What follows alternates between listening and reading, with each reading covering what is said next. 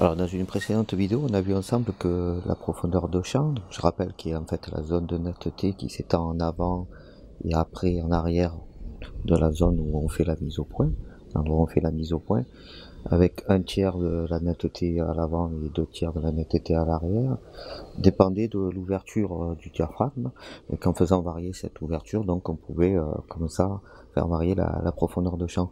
Aujourd'hui, on va voir les autres facteurs dont j'avais déjà parlé, qui sont donc la distance entre le sujet et l'appareil photo, la focale qu'on va utiliser sur l'appareil photo, et également aussi donc la taille du capteur de l'appareil photo. Pour ce qui est de la taille du capteur de l'appareil photo, comme si on va utiliser le même appareil, on va pas pouvoir montrer et démontrer cet effet-là. Mais bon, retenez quand même que si vous prenez des photos avec un capteur plein format, ça sera avec une profondeur de champ bien plus courte qu'avec un appareil de capteur par exemple de type APS-C, puis encore avec des appareils de téléphone qui ont donc la possibilité de prendre des photos mais qui ont un très petit capteur et qui donc vont nous donner une profondeur de champ qui va être forcément beaucoup plus grande qu'avec les grands capteurs.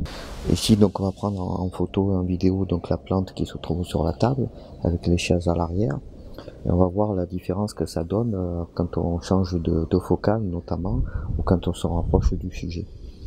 Donc ici je suis au 90 mm, la profondeur de champ est forcément importante ici parce que je suis à f22.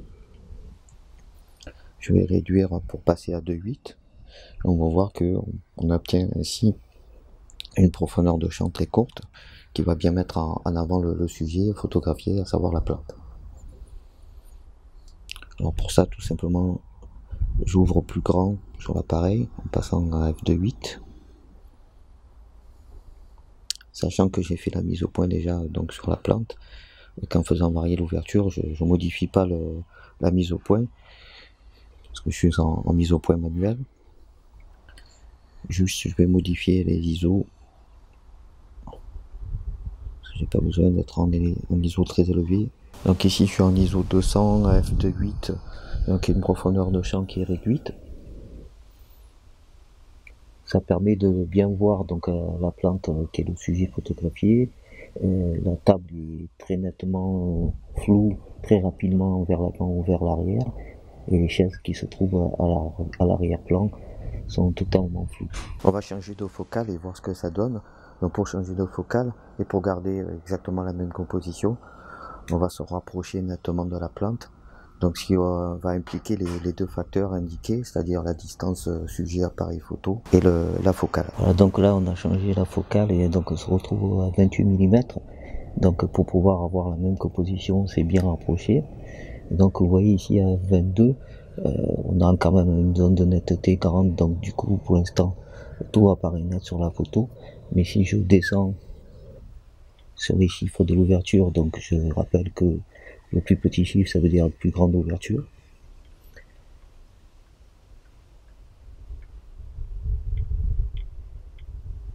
Je vais me retrouver donc à f2.8. f2.8, j'obtiens comme cette fois-ci donc une zone de netteté, une zone de profondeur de champ un peu plus faible. Mais vous remarquerez que les chaises sont déjà beaucoup plus nettes que tout à l'heure à f2.8 à 90 mm. Sur cet objectif, on peut descendre à f2.0. Et là, on remarque que la zone de TT a encore diminué, mais par contre, les chaises restent encore très nettes. Alors, je vous propose, pour terminer cette vidéo sur la profondeur de champ, de revoir rapidement les photos que nous avons prises ensemble pour revoir les différents effets de la variation de la distance sujet pour appareil photo ou de la focale sur la profondeur de champ. Donc, en premier, nous avions pris des photos 90 mm. À f22, donc à f22 on a une profondeur de champ qui est très grande puisque donc je vous rappelle plus l'ouverture est petite, plus grande est la profondeur de champ.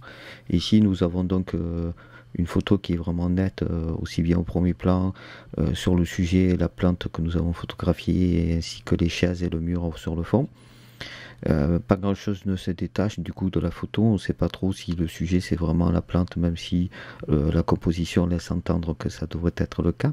On n'arrive pas forcément à comprendre quel est le sujet photographié du premier coup, alors que si nous passons donc toujours à 90 mm à f2.8, donc en faisant varier l'ouverture, on se retrouve donc avec une plante qui se dégage nettement du fond grâce à la zone de netteté qui est très réduite. La plante est nette alors que les chaises à l'arrière-plan et le mur à l'arrière-plan sont flous. Donc ici c'est ce que nous avions vu dans la première vidéo, savoir que l'ouverture va faire varier la profondeur de champ. On va donc passer à la photo au 28 mm, toujours à f22 pour commencer. On se retrouve avec un grand angle, 28 mm par rapport tout à l'heure au 90 mm. Pour garder la composition identique, je me suis donc rapproché et ça a deux effets. C'est-à-dire que j'ai joué à la fois sur la distance appareil photo sujet et sur la focale. En jouant sur la focale, en passant de 90 mm à 28 mm, je vais induire une plus grande profondeur de champ. Quand on passe d'un téléobjectif 90 mm et plus à un grand angle 28 mm et moins, on va agrandir la profondeur de champ. C'est pour ça d'ailleurs qu'on utilise beaucoup les grands angles pour pouvoir certes avoir le maximum de paysage sur la photo, mais également pour pouvoir maximiser la profondeur de champ. C'est pour ça qu'on utilise les grands angles pour les photos de paysage. Et à contrario, c'est pour ça qu'on utilise les téléobjectifs au-delà de 50 mm et beaucoup plus, afin de pouvoir avoir des profondeurs de champ plus réduites sur le portrait et bien mettre en avant le sujet photographié. Donc ici, comme on a un double effet, c'est-à-dire qu'on a certes augmenter la profondeur de champ avec un plus grand angle, mais on s'est aussi rapproché, et se rapprocher du sujet, c'est diminuer la profondeur de champ. Au plus je suis près d'un sujet, au plus je vais diminuer la profondeur de champ.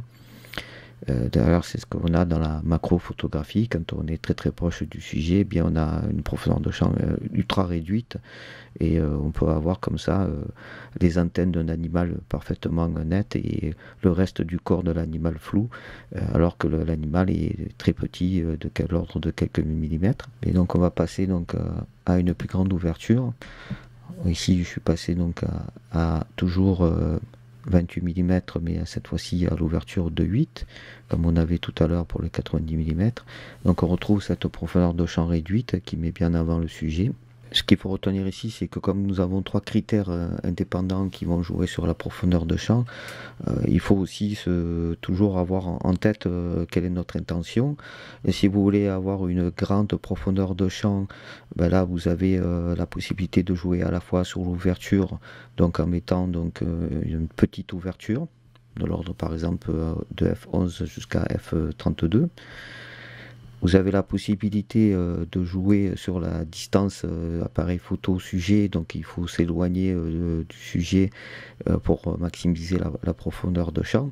Et vous avez la possibilité de jouer sur la focale, vous mettez le plus grand angle possible, donc en dessous de 50 mm et en dessous généralement de 28 mm, pour avoir donc une profondeur de champ la plus importante possible. Quand vous voulez au contraire avoir une profondeur de champ très réduite, notamment pour pouvoir mettre en avant un sujet comme un portrait, là vous avez la possibilité de augmenter l'ouverture, donc augmenter l'ouverture en mettant donc un chiffre en dessous de f2.8, donc f2, f1.4 notamment, et f2.8 selon les objectifs, les téléobjectifs, en règle générale leur plus grande ouverture c'est f2.8. À cette ouverture là vous avez donc une profondeur de champ très réduite. Vous pouvez également changer la focale et donc prendre une focale beaucoup plus longue. Ça va vous permettre donc d'avoir une profondeur de champ réduite. Et vous pouvez également jouer donc sur la distance entre le sujet et l'appareil photo, donc en vous rapprochant, plus vous êtes proche du sujet, plus la profondeur de champ est réduite. Voilà, c'est tout pour cette vidéo, donc sur cette deuxième vidéo sur la profondeur de champ. noter donc les différents critères qui vont jouer.